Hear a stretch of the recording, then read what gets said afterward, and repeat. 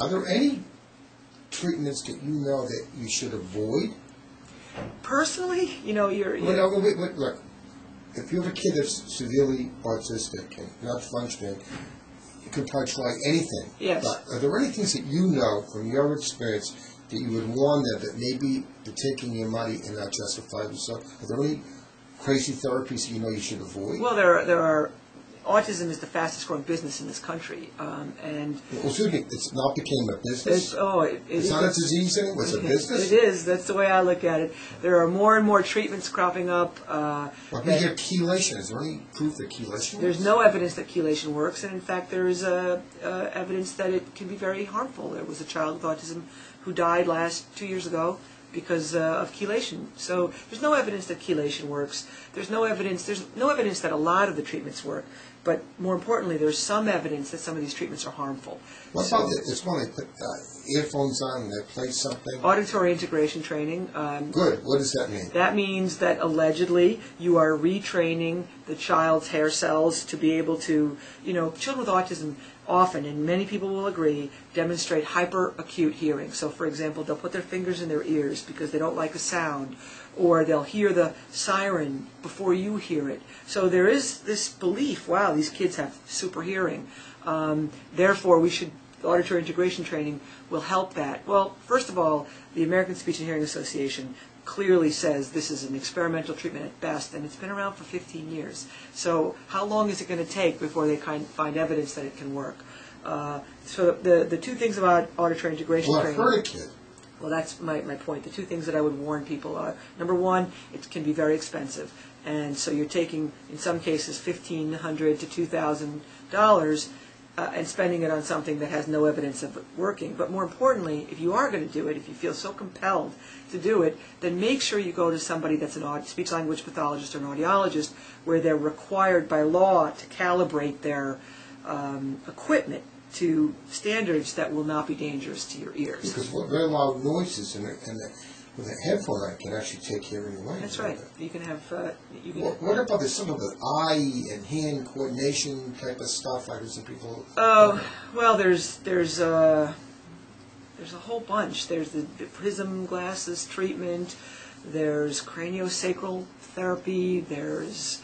and again, these are very appealing because they appear to be quick fixes. And there's this concept of, the lottery effect, meaning if you're not in it, then you can't win it. And so you read about one child being cured because of swimming with the dolphins or getting mega vitamins or chelation therapy. And so you say to yourself, well, if I don't try it, then my child won't be the one who might be cured.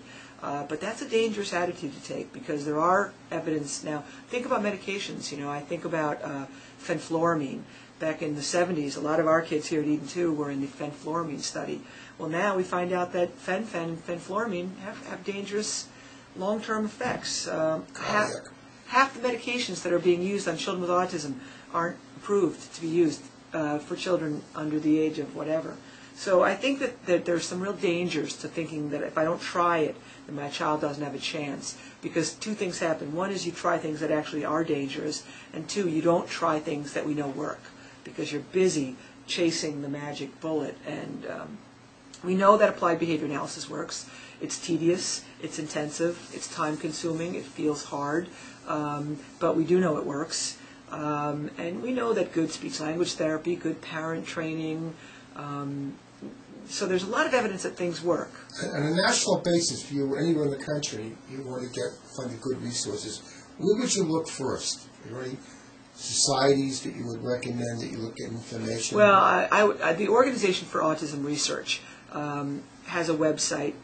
You just type in Organization for Autism Research and it'll pop up. They have free resources that I think are excellent. They have a guide for parents that will help the parents both understand the autism spectrum disorders, but also helps parents read the research. It makes the research interpretable for parents. They also have a guide for professionals, and they just published a guide on Asperger's disorder. And these are free resources. So that's one organization that I would certainly be in touch with. There's Autism Speaks. Autism Speaks is all over the map, so I'm not sure that in terms of accuracy, the information you'll get, but they certainly have a tremendous amount of Making an resources. effort, that's what we're looking for.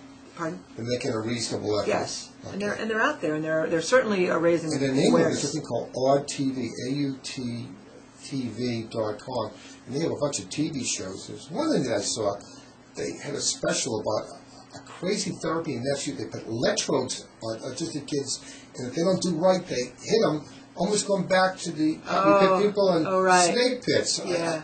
They were just showing how barbaric some therapies are. That would be called aversive therapies, where they use That's how you should keep away from all this. Well, yes and no. Obviously, if you have a child with autism, I wouldn't go that route. But there are some very, very, very behaviorally disordered individuals, like Lesch-Nyhan syndrome, who are very severely self-injurious. And so I can't say never, because the research says that for some individuals who are so severely self-injurious that there may not be other treatments that can save their lives. But for 99.9% of individuals with autism, that certainly isn't the treatment necessary. And for young, that's why we get them when they're young, because the problem with autism is if you don't get children when they're young, they're not going to develop the communication skills they need. And most behavior problems develop because of an inability to communicate. I mean, you know how frustrating it is if you're trying to tell somebody something and they don't understand what you're saying, and yet we have the social and cognitive and language abilities to be able to navigate that. So you can imagine if you can't communicate how you're quickly and ultimately going to develop severe behavior problems. So the basic rule, always check with your pediatrician or primary care physician. He should give you advice that you're comfortable with, but if you're not, he gave you some good resources. Yes. And whatever we call autism, it's a developmental thing. It means that we're going to develop our knowledge as long as the kid develops. We don't know where this is going to end. That's right. Okay, and we hope that if you have a marriage, work it out together. It's a tremendous strain. Yeah, I think that the things that I think are most important is that you need to seek professional support, and I think parent support groups are great. You need to meet other families who have children with autism, so you create a network. Don't forget about the siblings. There's great sibling support groups. It's tough being a sibling of a child with autism because the child with autism takes up so much of people's time, and so there's a lot of evidence that if you don't pay enough attention to the typically developing siblings, that you're going to have problems. So really, there are parent support groups, sibling support groups. If you have concerns about your young child and you are concerned about the social relationship and the eye contact and not responding to the name, and you've ruled out hearing problems, I would really find an autism diagnostic expert, whether it's a pediatric neurologist or psychiatrist who have a lot of experience, or even a good psychologist, behavioral psychologist, who has experience in evaluating and diagnosing children with autism. And if anybody says they have the cure, it takes your money, red flag. Yeah, there's no cure. The only evidence right now of best outcome is ABA, and I can't even tell you the numbers. And if I look at an 18-month-old, and every parent that I meet with says, "How do you think my child will do?"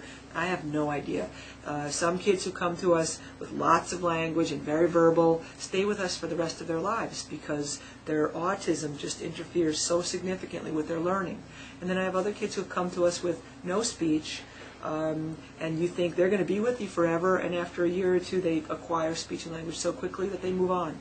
So it's hard to know what the outcomes are going to be, and there's certainly no cure. And don't blame yourself. It doesn't help anything.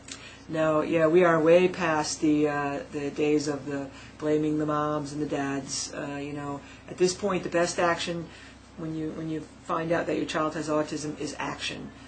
Get your child into a program, get yourself into a support group, get good early intervention if possible, and if they're older, then get them into ideally a behavioral program. Thank you very much. Okay.